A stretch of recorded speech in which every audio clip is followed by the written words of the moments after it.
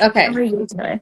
Yeah, good. It's been a adventurous morning already, and it's not even 11 a.m. for Oh me. no. It's all fine, Yeah. all good stuff. Okay, good. Well, thank you so much for joining us this morning. Our Yes Chickpot community is very interested in learning more about you and your work in Mhm. PairTree, and a little bit about what led you to founding PairTree. Before we dig in deep into these questions, do you want to just take a minute to introduce yourself to the Yes Chickpot community? Sure. Yeah, and thank you for having me. I love getting to talk about my journey and the hopes that it helps other people on their journeys. So my name is Erin Quick, and I'm the CEO and founder of PairTree, which we'll talk all about. Previous to starting PairTree, I actually had no intention of being in this role. My previous career was I ran a consulting firm, business consulting, and I think in doing that work, I think like a lot of people, I delayed this idea of having a family until I was in my early 30s, which didn't feel old to Yeah. me. But then when we were finally ready, we tried to get pregnant and nothing worked. And so we quickly jumped into reproductive technology and we went through all of the different protocols and paths that were available to us there.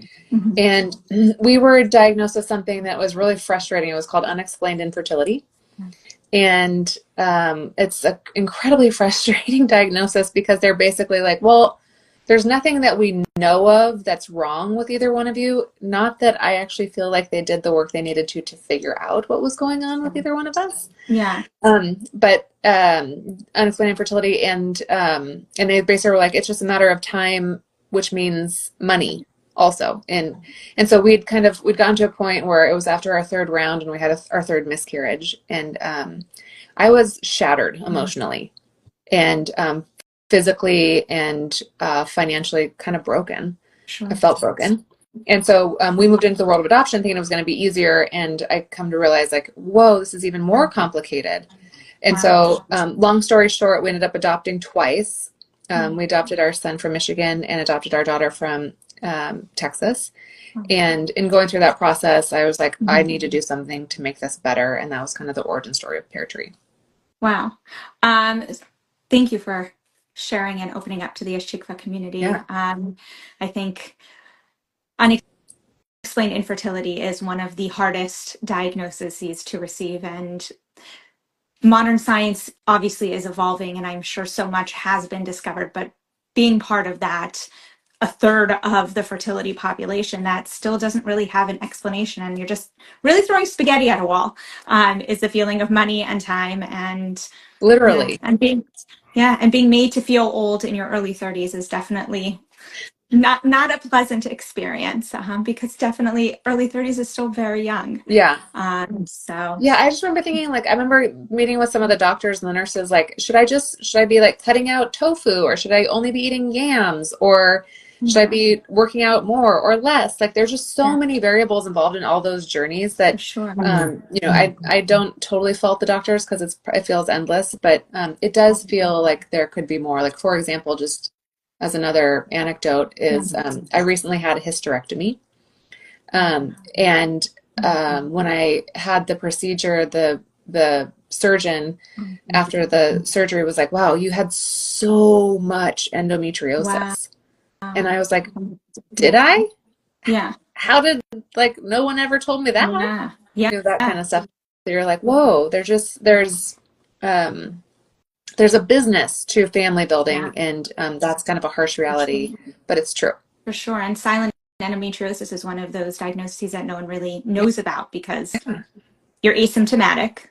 And unless a biopsy is done, it's not going to be diagnosed. But if you're asymptomatic, having a biopsy is an aggressive next step. And so how does one balance that piece of an unexplained diagnosis, and where does science start to see how much of an unexplained diagnosis is really silent endometriosis? Yeah, It agreed. is, yeah, it is a lot. And holding space for everything that you've Yeah. experienced along this journey. And I'm sure that there's definitely a piece of a journey in having a hysterectomy that moves you on in a different space of the journey that it all Definitely. I feels. mean, Oh, It for was sure. I just think as just like not, as a woman yeah. having a hysterectomy is kind of it's obviously something going on with your body, but it's also Mhm. there's some reconciliation to be done in the Yeah. brain and heart.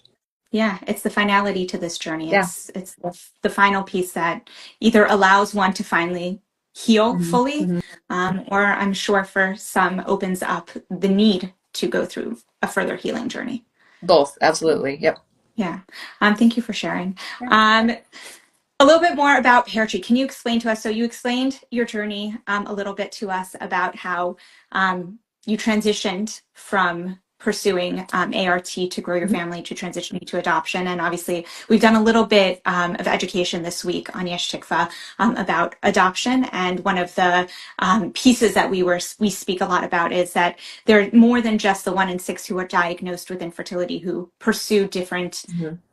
paths to growing their families. There's really the family and friends of those individuals. And a lot of what we speak about is the education around that and how do we become the 5 and 6 that unify to support those 1 and 6 within our lives. Mhm. So this week, because of this live, we focused a lot on adoption.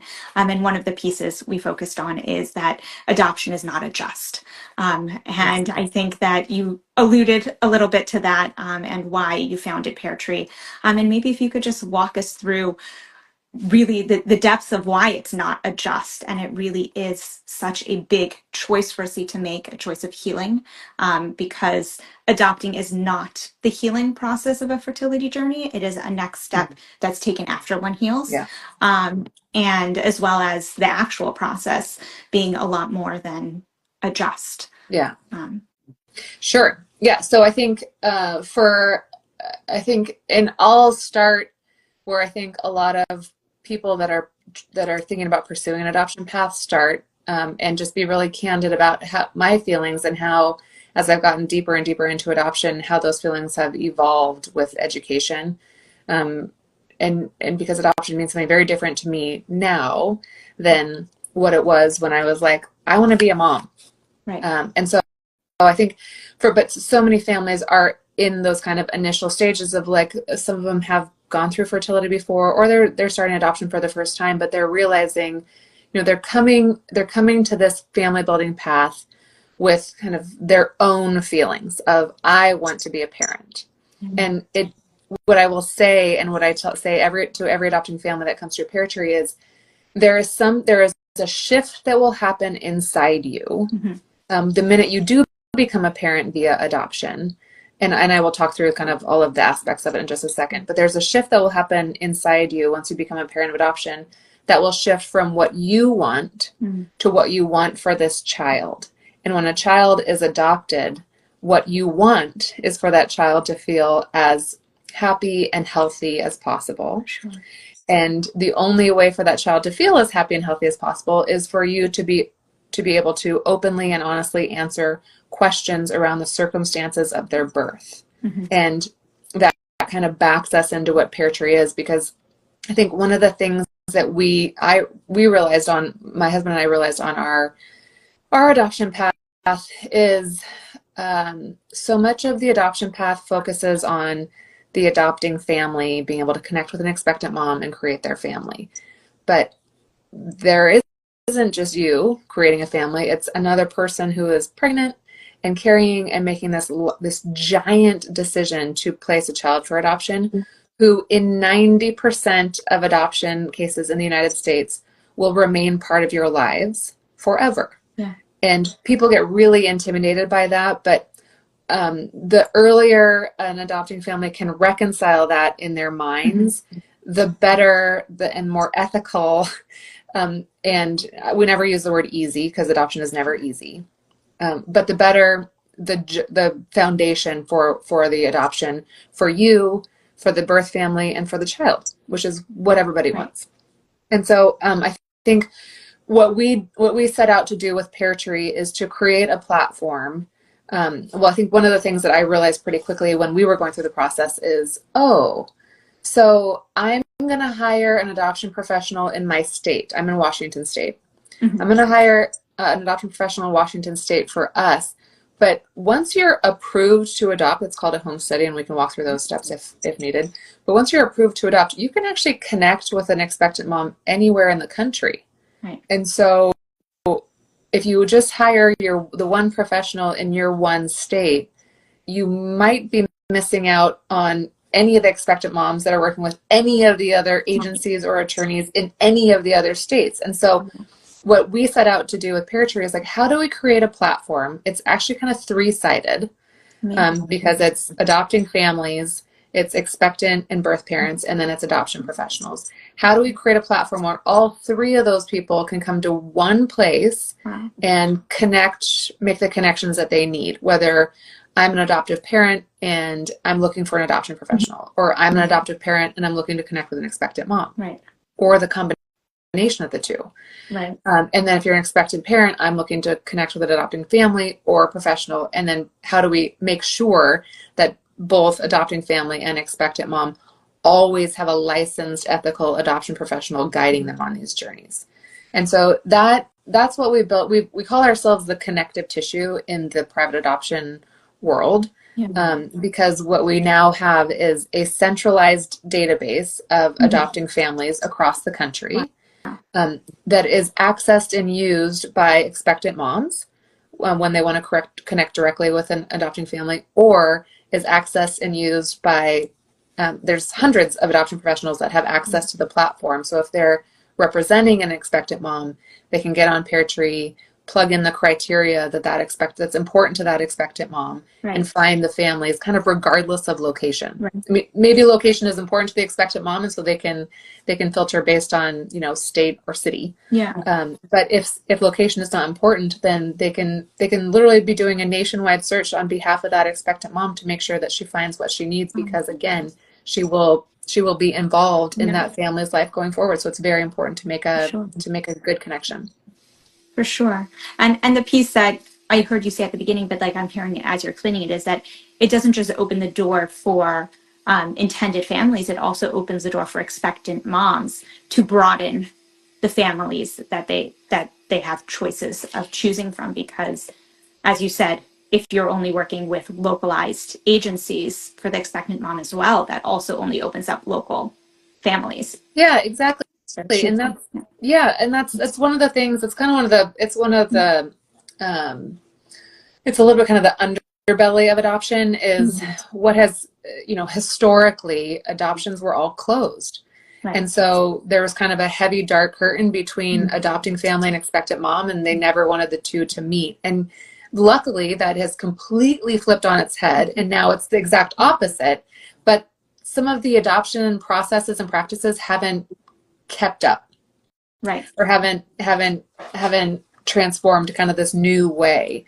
And so what has happened, even is still happening today, is expectant mom walks into an agency and the agency says, oh, well, we have 5 families in our agency, pick one.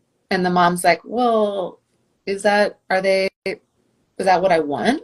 And luckily expectant parents and birth parents are becoming more educated on the process to say, like, you can go talk to whomever you want to find the family that you want. There is no rule that says you have to pick one of those families if those families don't feel like they represent the future that you want for yourself and your child. And so in using a PairTree platform, what ethical adoption professionals are doing is providing much more choice for expectant moms. And I hear you keep using the word ethical adoption. Can you just explain why it's so important to keep iterating that it's ethical, and that adoption in and of itself isn't inherently ethical always? Yes. So I think there is, again, like there's an underbelly to everything, and there's an underbelly in adoption. And one of those is there are some predatory practices that have existed in private adoption, especially towards expectant parents. And that is, like people will advertise to get expectant moms and promise them the sun, moon, and stars while they're pregnant. And then the minute they deliver, they're, for the most part, discarded. It's been pretty negligent in terms of how expectant parents have been treated. And so there's a wonderful movement afoot in private adoption that so many adoption professionals get into adoption because they want to make positive change. And so there are tons of really wonderful professionals out there, But ethical is kind of the standard, the word that we use that says like, okay, if an expectant mom walks into your office, you're going to make sure you give her objective options counseling. You're not just going to like push her towards adoption because she represents a paycheck for you. You're going to make sure that she has access to as many families as she wants to make this decision. Right. You're going to make sure she has separate legal representation, so that there is someone that is not tied to the objective or the outcome of this, that is giving her counsel on her rights. You're not going to fly her away from her support systems because it's easier for you to sign paperwork in a different state, or she can sign paperwork faster in a different state. Right. There's a whole bunch of, and they're all available on PairTreeFamily.com if people want to look at them, but there are a whole bunch of kind of guidelines that we need professionals to adhere to in order to kind of earn the label of ethical, because there's a lot of predatory, anytime that there is something that somebody's going to be exchanging $60,000, $70,000, $80,000, like you're going to find predatory people trying to jump in front of it. For sure. And I think, again, back to the adoption is not a just, when you're describing that dollar amount, it really is a very, firstly, emotionally, as you explained, also a long process, but also a exceptionally expensive process. Yeah, and it doesn't have to be exceptionally expensive, but I think on average right now the fees are $55,000 to adopt in the United States. And but I think the just part of that is because I heard it too when we were going through the process, but there is, and it's hard for intended parents or prospective adopting families to fully understand this until they go through it, but there is always a level of, I hate using this word, but it's accurate, of trauma in adoption, because no woman sets out to get pregnant and place a baby for adoption. It just doesn't happen. She is undergoing some level of trauma where she is making this decision. And yes, it can be incredibly loving in terms of the decision that she's making, but there's going to be a level of trauma that she experiences around the circumstances of her pregnancy. Right. And then there is a level of trauma around giving birth to a child and placing that child with a different family. And she will, the expectant mom or the birth mom will experience that trauma for the rest of her life. And, there are seasons to that grief, but she's going to need support for the rest of her life, as any person with a heart can imagine that she would experience. And then there is also a level of trauma that the kids will go through. And as an adoptive parent, your job becomes being a guide to help them navigate those questions. And like, well, why was I placed? Or how come I was placed, but they kept the other kids? Or, the circumstances in our family is, we have different relationships with two different birth families, and one is very much involved and the other one isn't. And so, the one that isn't, that child is like, well, how come they're not, but they are? Like there's always, and those are normal questions. But again, that goes back to the way you adopt will lay a very healthy or unhealthy relationship to answer those questions. That foundation needs to be as rock solid as it possibly can be, because adoption isn't a just. Like there will always be some level of trauma involved, and how you handle that and navigate that will have some pretty substantial outcomes on you, the birth family, and your child. For sure. And you articulated that so meaningfully. I think the theme I keep hearing is it's the communication. It's being prepared to have open communication from the beginning, and having that set style of what that communication looks like between you and the intended parent, or you, the intended parent, and the birth parent or parents, and you and your child. And how that three-way communication really is going to work out is, a lot of it sounds like it's preparedness, going into it, of knowing that this is so important and that communication is key. Yeah, and it's a spectrum, there's I think because I think a lot of I get to talk to a lot of adopting families or intended parents all day long, every day, and it's one of my favorite things to do. But I think one of the questions that they'll kind of be like, can we ask a can we ask a question? And you're like, sure. Yeah. And they're like, is this like, how are they like showing up at our doorstep? You know, and like, and so what I always try to reassure adopting families is like, no, you know, Yeah. like the expectant parents, the birth families also have a life. Yeah. But I think if you make promises to them about what the communication will be, you need to uphold that. Right. And you need to allow for that relationship to ebb and flow and also grow and evolve over time.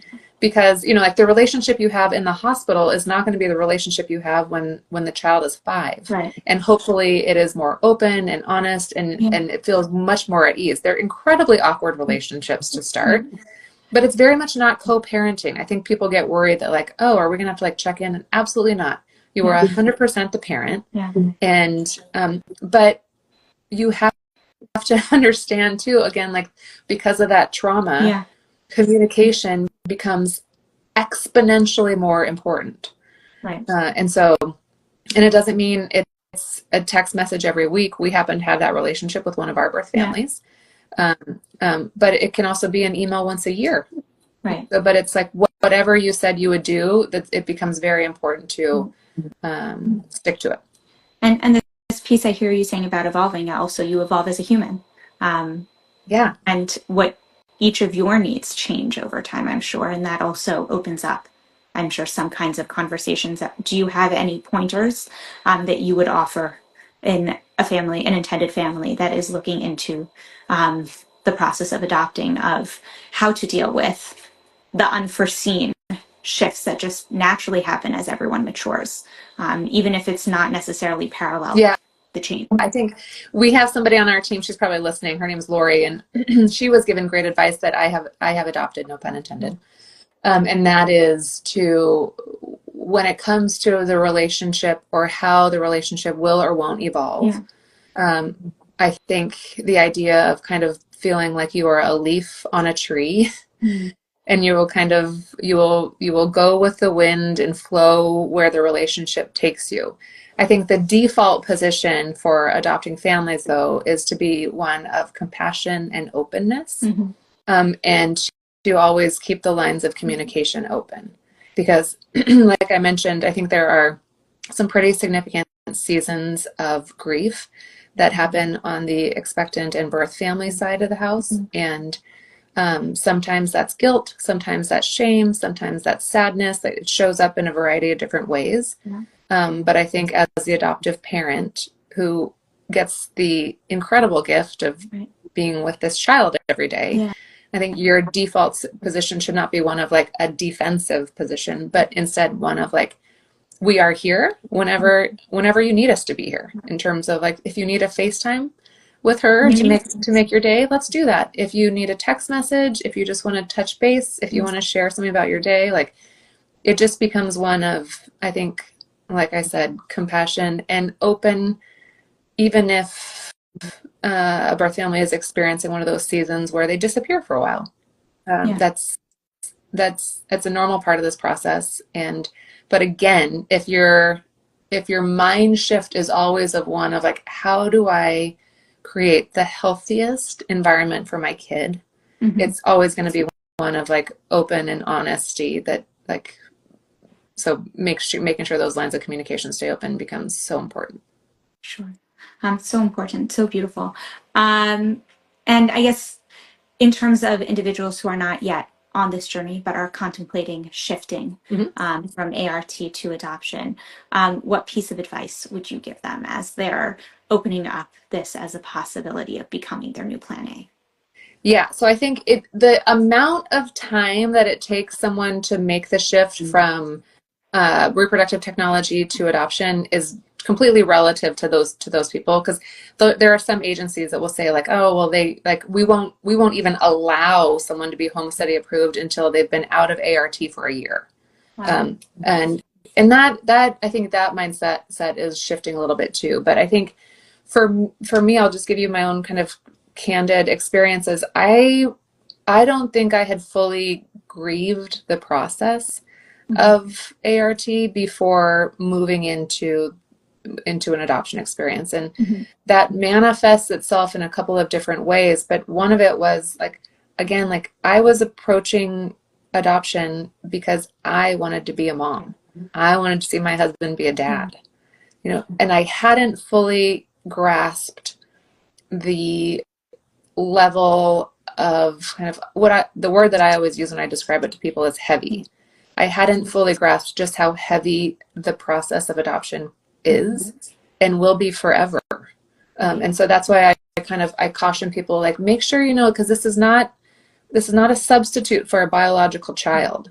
This is a completely different family building path with a completely different dynamic. And if you haven't done the work to educate yourself on what that means, and what you're prepared to do in terms of a relationship with a birth family, then you probably need to take some additional time.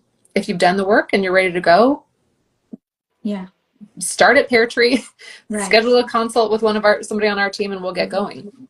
But I think it's one of those things, like, it is a different family building path. My heart goes out to anybody that is going through that transition because I know how hard it is. But I think it is well worth, and there are some, like, creating a family and adoption learning partners are two online resources that they provide certificate level education courses for like $20 a course. That I think are a great place to start in terms of, like, well, transracial adoption, having some level of exposure to drugs in utero, like your openness to that in terms of adoption, if you are open to it, having an open adoption. They provide really good course content that I think anybody that's approaching adoption would benefit from. Thank you for sharing all of this. And before we end the live, is there any last piece of advice or information that you would like to put out there for? I will, and I say this again every time I meet with families. I tell them this because I think, because of the natural progression that people go through when they're building a family, like, they'll try to get pregnant first. That doesn't happen. Typically, they'll go through some kind of reproductive technology. If that doesn't happen, typically then they'll pursue adoption. And so it can feel like a plan B, or kind of the last resort. And as somebody who has now built my family through adoption, I cannot imagine having built my family any other way. So I don't want people to think it's like all right, well, here we go with adoption as a last. Like, it can be equally as beautiful as giving birth to a child that you were pregnant with. And there also, I think, as just like a total side note that people are always like, what? Is for people that haven't gotten to experience pregnancy and wanted to, or haven't gotten to experience breastfeeding and wanted to, like, breastfeeding is a possibility with an adopted child. So that's a completely separate live. So it's one of those things, like, there are a million different paths through adoption, and you can kind of customize it that work for you. It's beautiful. Thank you. And yes, definitely. We'll have to do a live another time about all these options, and hopefully some information on family and friends and how they can really show up for their loved ones through this process. But thank you so much for being with us today and for sharing all of this. Truly, I know that it is going to help a lot of individuals within the Ishtikva community who are contemplating or actively pursuing adoption as their way of growing their families now. Absolutely. Here to help. Yes. Thank you. Have a great day. Thanks. You too. Thank you. Bye. Bye.